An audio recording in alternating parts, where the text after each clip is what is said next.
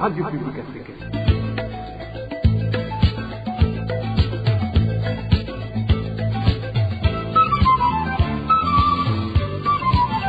Radio Publique Africaine.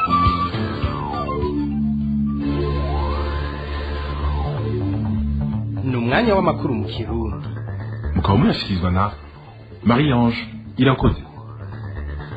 Ikaze nigwanyu inshuti namwe bakunzi b'iradiyo ijwi ry'abanyagihugu RPA makuru mu Kirundi yo kuri uyu w'Imana igenekerezo rya 19 Nyakanga mu mwaka w'ibihumbi 2021 agizwe n'izingingo nkuru zikurikira.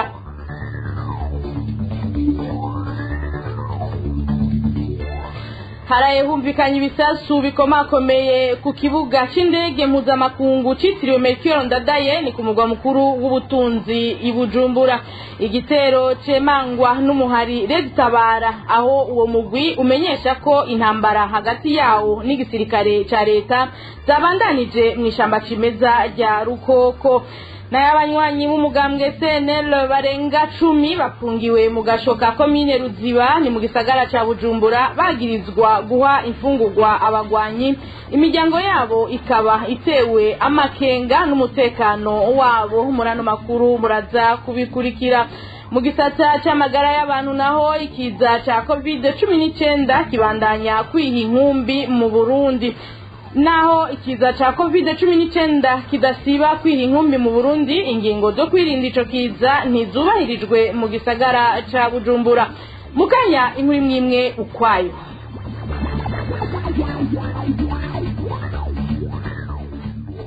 Nongere ndabaramutse ndabahe nikaze amakuru reka tuyahereye mu gisata c'umutekano. Abantu batandatu harimwo umukenyezi yibungenze baraye bitavye Imana, abandi batatu barakomereka n'ijoro ryo kuri uyu wa gatandatu biturutse kwisanganya ry'imodoka ryabereye muri quartier Kamesa ni muri zone Musaga mu gisagara ca Bujumbura.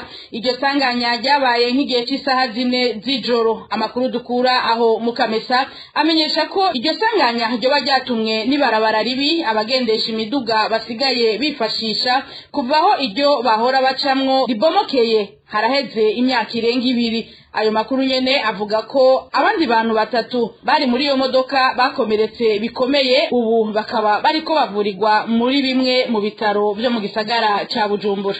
Tukivuga ibiri mu gisata c'umutekano nkuko nari mpejeje kubibabwira mu ngingo nkuru zano makuru, ibisasu binini bitanu vyaratewe mw'ijoro ryo kuri uyu wa gatandatu ku kibuga c'indege ca Bujumbura citiriwe Melchior Ndadaye. Amakuru dukura ku kibuga c'indege amenyesha ko kimwe muri ivyo bisasu caguye ahasanzwe hagwa indege ariko nta kintu cononye. Mu muharire Tabara baremanga ico gitero. Emmanuel Niyungeko.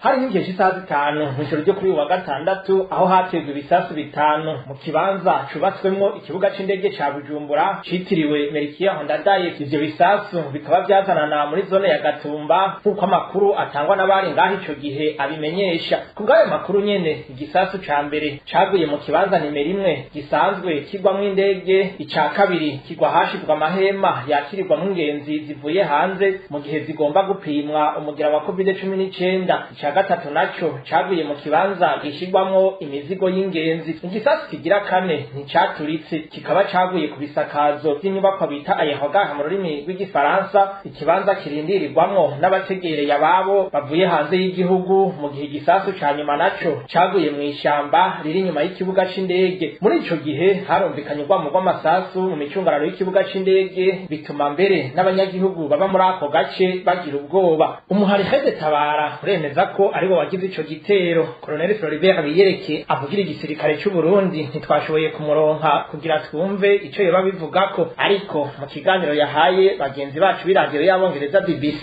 mu gitondo cyo kuri uyu w'Imana yahakanye ko ivy'ico gitero atavyazi. Mw'itangazo umuhari Red Tabara wahavuye usohora wamenyesheje ko naho leta ifata minenegwe ivy'ico gitero hari amabombe yashikiriye ibirindiro by'abasirikare bacunga umutekano w'ikibuga c'indege. Emmanuel Niyungeko tugukengurukire. Mwitangazo wasohoye kuri uwu muhingamo umuhari Red Tabara umenyesha ko intambara hagati yawo n'abasirikare b'igihugu zabandanirije mw'ishamba cimeza rya Rukoko uwo muhari ukavuga ko hari ibigwanisho watse abasirikare b'igihugu. Igisirikare c'u Burundi naco kirashikiriza kuri izo ntambara zivugwa.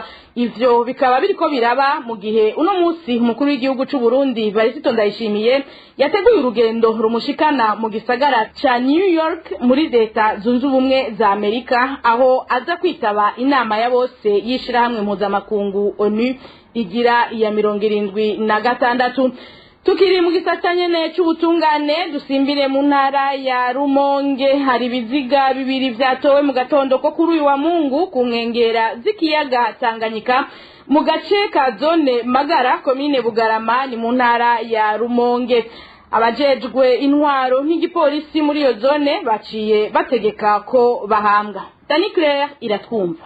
Ivyo biziga vyatowe ahitwa mu makombe muri zone Magara ku nkengera z'ikiyaga Tanganyika vyabonye ubwa mbere n'abanyagihugu bari bazindukiye ku mirimo yabo. Isoko ryacu muri iyo zone rimenyesha ko naho ivyo biziga vyari bimaze kononekara vyaboneka ko bari abantu b'abagabo, bakaba bari babohesheje imisegetera.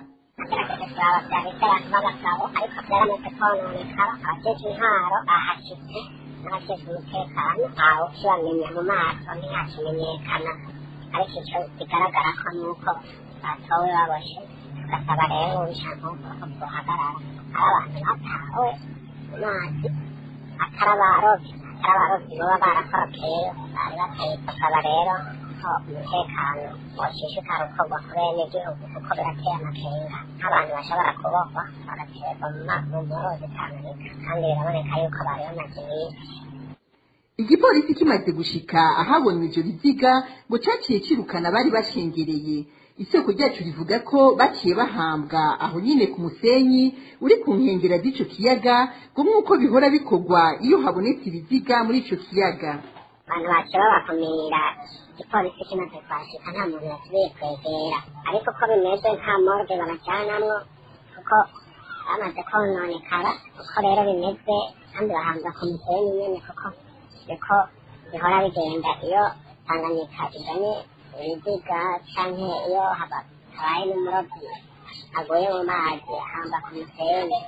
Uruganda rwa RPA twagerageje kurondera umukuru wa zone Magara niyo nizera Shem ariko twamukenye. Danikira hiratwumva urakoze mukanya ibivugwa mu gisata c'agateka kazi na muntu. RPA Abanyagihugu baburiye ababo mu kazi ko gucukura ubutare muri komine Kabarore ni mu ntara ya Kayanza basaba umugwizatunga Vincent Ndagijimana n'amashirahamwe bakorana kubaha impozamarira.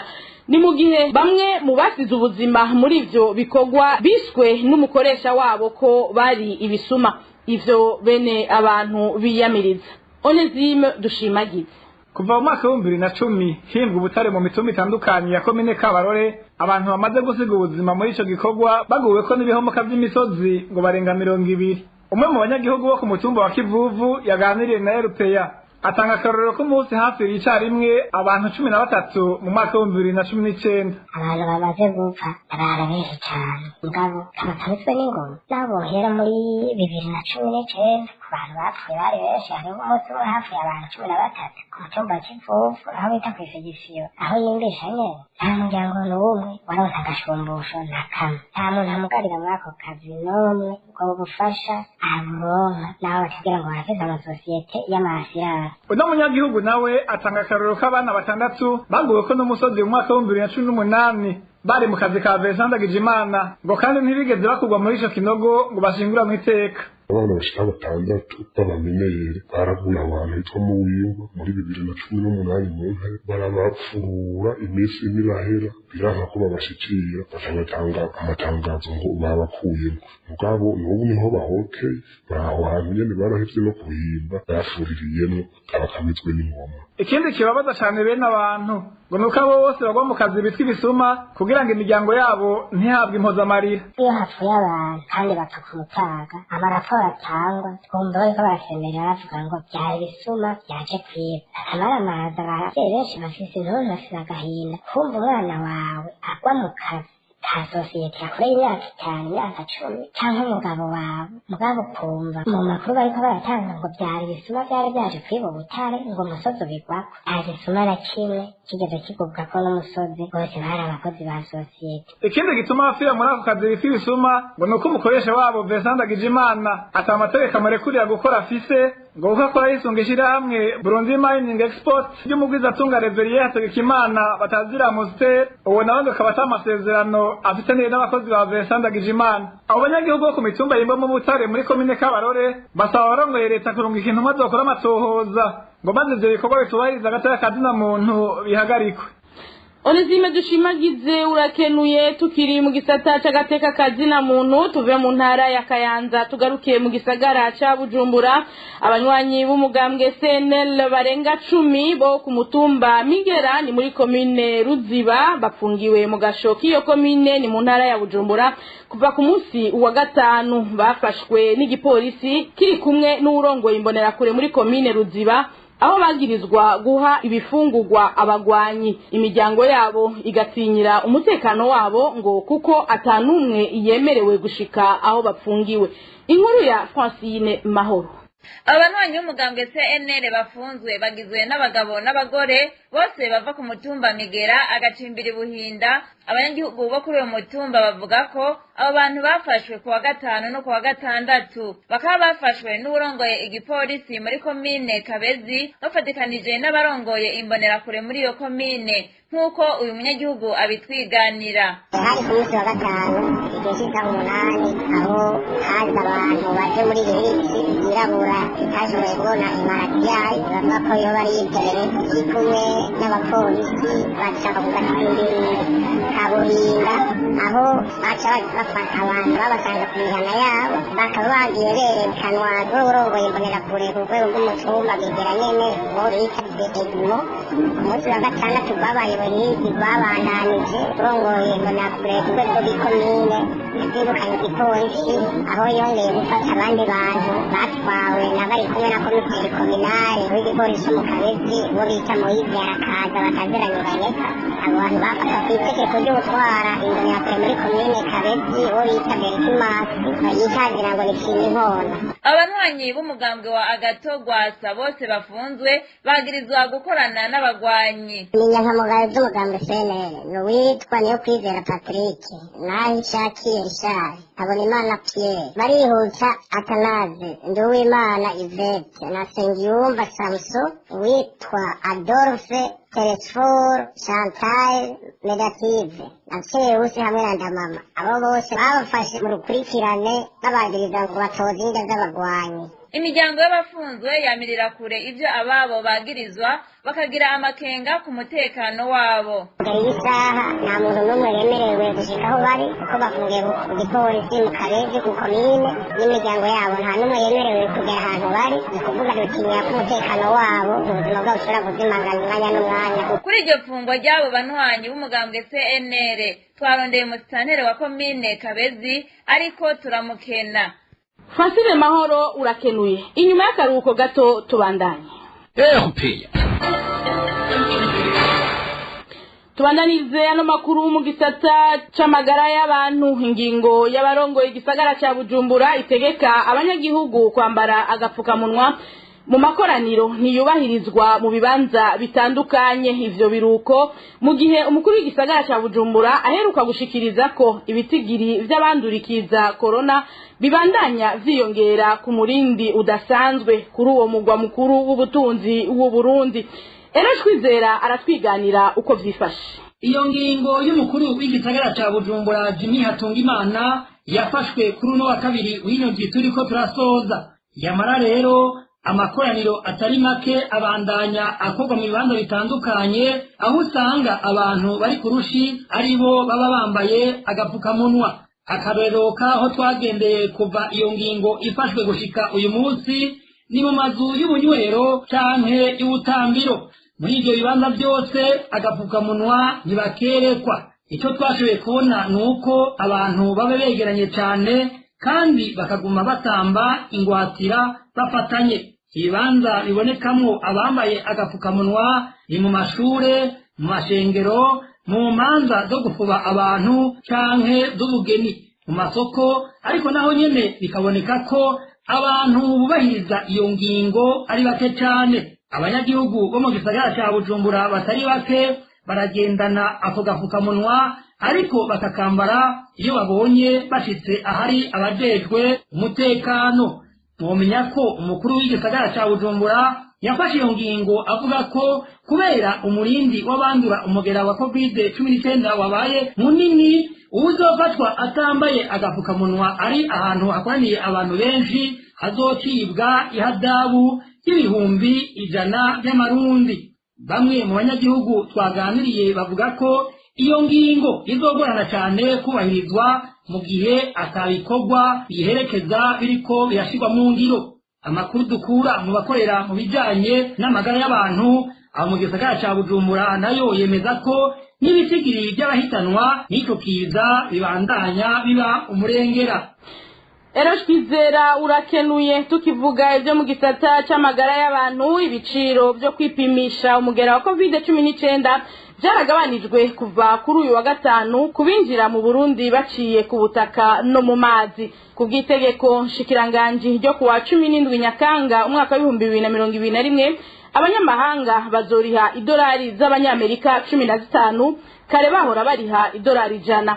Abarundi nabo bazoriha ibihumbi 15 by'amarundi, mu gihe kare bahora bariha idolari z'abanyamerika 30 mu kwipimisha coronavirus. Tubandanirize aya makuru mu gisata c'indero. Bamwe mu banyagihugu bo mu ntara ya Karuzi baranegura ingendo ya bamwe mu ndongozi z'amashure bahebesha amashuri abanyeshure baronka amanota make mu ntumbero yo kubabuza gukora ibibazo vya leta. Basaba ubushikiranganji bw'indero gutuza iyo ngendo. Ni inkuru ya Eloge Divin Remesha. Mu ntango z'umwaka w'ishure w'ibihumbi 2020 ushira w'ibihumbi 2021, ikirasi c'uw'icenda kw'ishure nshingiro rya Karuzi ya mbere carimwo abanyeshure bagera kuri 20, ariko n'umwaka utarahera bane muri bo bari bamaze kwirukanwa. Babiri ni ukuvuga bitwa Olivier na Thierry birukanywe mu ntango z'igice ca kabiri. Mu ntango z'igice ca gatatu naho nk'uko amasoko yacu abandanya bimenyesha, hahavuye hirukanwa abandi banyeshure babiri aribo Claria Burihabwa na Divine Irankunda. Nk'uko amasoko ya FPA aho kuri iryo shure avyemeza, bose uko ari bane bahowe ko bari mu bibanza vya nyuma mu manota. Abasore Thierry na Olivier baciye baheba burundu amashure, mu gihe Divine na Claria bahisemo kwitura ubuyobozi bw'indero mu ntara kubera ko bari birukanywe hegereje ikibazo ca leta. Ku bw'ayo makuru FPA ifise, ubwo buyobozi bwarabarenganuye baremererwa gukora ikibazo mbere bahavuye banatora, naho gushika ubu batarashobora kuja kw'ishure nk'abandi kubera ko batisanze ku rutonde na rumwe rw'abunguruzwa. Amasoko amwamwe amenyesha ko bene izo ngingo zikunze kwigaragaza muri ino misi kubera ko abayobozi batinya gukugwa ari hamwe batoshikana ibitigiri vy'aho bamenyesheje nk'uko babisabwa na leta. Ivyo bikaba vyiyamirizwa n'abavyeyi bo mu ntara ya Karuzi baganire na FPA kuko babona ko ari ugukumira abana b'ubwenge bubayabaye, ari naco gituma basaba ubushikiranganji bw'indero kugira ico bukoze. Uruganda rwa FPA nigwashoboye kuronka umushikiranganji w'indero François Habyarimana kugira twumve ico abivugako. Divine Mesha, tugukengurukire. Dusozera no makuru mu gisata c'imibano. Ibiti bikuze 40 byaratswe umunyagihugu wo muri komine Buganda ni mu ntara ya Cibitoki hari ku musi wa gatanu, akaba yavyatswe na musitanteri w'iyo komine mwitongo uyo munyagihugu yahawe na leta. Mu gihe musitanteri yasemaguye ivyo biti ku nguvu ahagarikiwe n'igipolisi n'imbonerakure, uwo munyagihugu asaba ubutungane ko bwo murenganura. Inkuru ya Elvis niyo mwungere. Uyo munyagihugu yatswe ibiti bikuze 40 na musitanteri wa komine Buganda mu ntara ya Cibitoki yitwa Nduhire Gustave. Amakuru dukura ngaho Uganda amenyesha ko uwo munyagihugu yari yaratsitswe na leta itongo ringana n'hegitari n'igice mu 1996. Kutwaye makuru nyene iryo tongo ryahakuye ryegukira ishyirahamwe rihungura ipampa ku Kiruko, ariko iryo shyirahamwe ricariha uburenganzira umushingantahe Nduhire Gustave ko yobandanya arikoresha, ariko akarimamwo igiterwa c'ipampa gusa. Ayo makuru nyene abandanya amenyesha ko Nduhire Gustave yahakuye aca kubiri n'amasezerano afitaniye na Kojeruko atatangura kurimamwo n'iryo tongo ibiterwa bishakiye atari pampa. ishyirahamwe kojeruko ribicishije mu gihugu cyo gutatura amatati y'amatongo n'ayandi matongo CNTB ryaciye rimwaka iryo tongo ndetse urubanza rukaba rwasomwe kuri uyu wa gatanu igerekerezo rya 17 Nyakanga 2021 umugwi CNTB ukaba wahaye Nduhira ubusa Ferdinand ikiringo cy'ukwezi ko yoba yakuyemo ibintu vyiwe byose birimo iryo tongo kuva urubanza rusomwe umusanire wa komine Buganda Pamphile Hakizimana amaze kumenya ko Ferdinand yaswe iryo tongo yarindiriye ikiringo cyatanzwe na CNTB ahubwo yaciye yirera mu iryo tongo aherekejwe n'imbonera kuri n'igipolisi baca baratemagura ibiti 40 rimwe iryo tongo bikavugwa ko ashaka kubituriza ifuru yiwe umunyagihugu Nduhira ubusa Ferdinand amenyesha ko ariko arahohoterwa agasaba ubutungane ko bwomutunganiriza uruganda rwa RPA ntiturashobora kuronka umusanire wa komine Buganda Pamphile Hakizimana. Elvis niyo mwungere urakenuye ni no kuri iyo nkuru amakuru mu Kirundi yo kuri uyu w'Imana igenekerezo rya 19 Nyakanga mwaka w'2021 agarukiye mwakoze mwebwe mwese twari duteramanye ndashimiye bagenzanje b'uruganda rwa RPA batorokanije aya makuru Marie Ange irakoze nariko ndayabashikiriza ndabikebanuye naho utaha